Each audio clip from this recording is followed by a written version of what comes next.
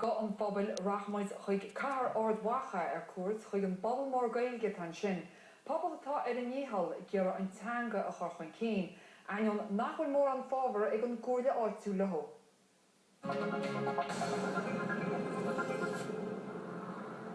Táid na seo aniu an ardwatha taobh muid an Flanadlan at am criniú ag an grúpa Cairde Teo agus is méon le Cairde Teo ag teachtan seo nó tá atmosfér géalach dévastate a couple chláir ar fáil a rí na bliana tríd an Gaelic do scolanna agus do grúpa yoga. Tá ború fan Gaelic an ardwatha faoi láthair tá breis agus Cairde daltaí ag freastal ar géal scolanna idir níos scolanna, bon scolanna agus man scolanna.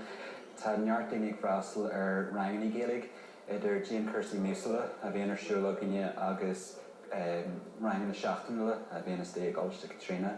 Seo crí lár ardwatha arsa agus is an seo san oribhniú seo atá típéir James ar bhailinn éanach watha a lonú lár onad don na Gaeilge, de phobal na Gaeilge in ardwatha. Hanna féin tá a lán grónaí inné a rálinn gur bhaile bogu isteach an sin.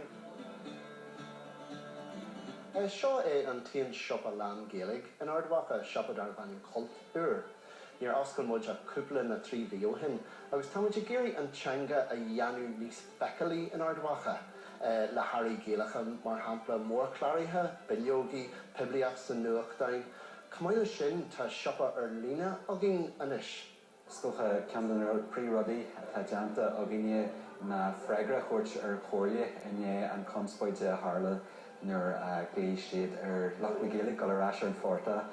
Rin mu dinne freigra ar sin agus thocaí muid teach le chéile agus bhí breis agus chéad duine a láthair mu dinta sas lei sin.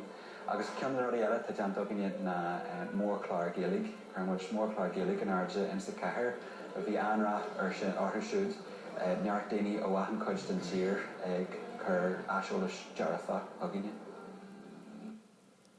Sin a ghéanamh an le go dtí mór a choríiste go 7 chlog, slán agus beannacht.